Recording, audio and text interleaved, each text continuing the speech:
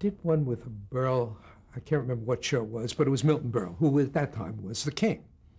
And it might have been part of that series, or it might have been just his show continuing. Because he was in Studio 6B. He was in 6B, but then we did this particular show at Center Theater, and I can't remember what it was, but I do remember that the director was Greg Garrison.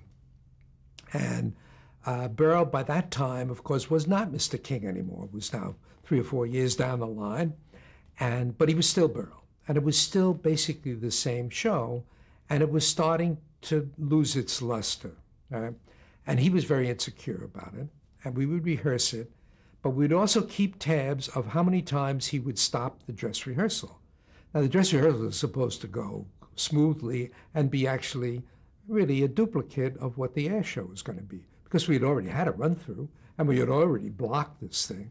So now we've had sufficient rehearsal, and we counted, and I think by the time the end of the season, we had gotten Berle up to 163 stops that he was directly responsible for in the dress rehearsal. Do you recall when he used the whistle on his show? On that, he had been kidded so much by that time that he didn't use the whistle. Because he used to have it on a chain around his neck. A chain around his neck. But I remember he tripped over it was all straight ahead scenery, theatrical scenery.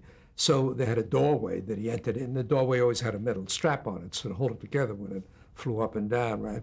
And this thing flew in, and he tripped over it. And he said, "Who put that there?" And the stagehand said, "Milton, they've only been doing that for 100 years," you know, something like that.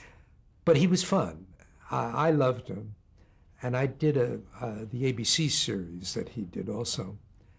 And he was remarkable because he remembered everybody's name and what they did.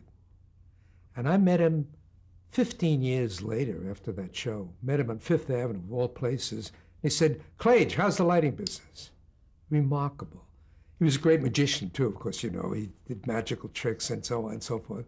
And the only time he became a monster was when he was rehearsing, and he was so easily distracted because he was really so uptight about his performance and be a success and get the laughs.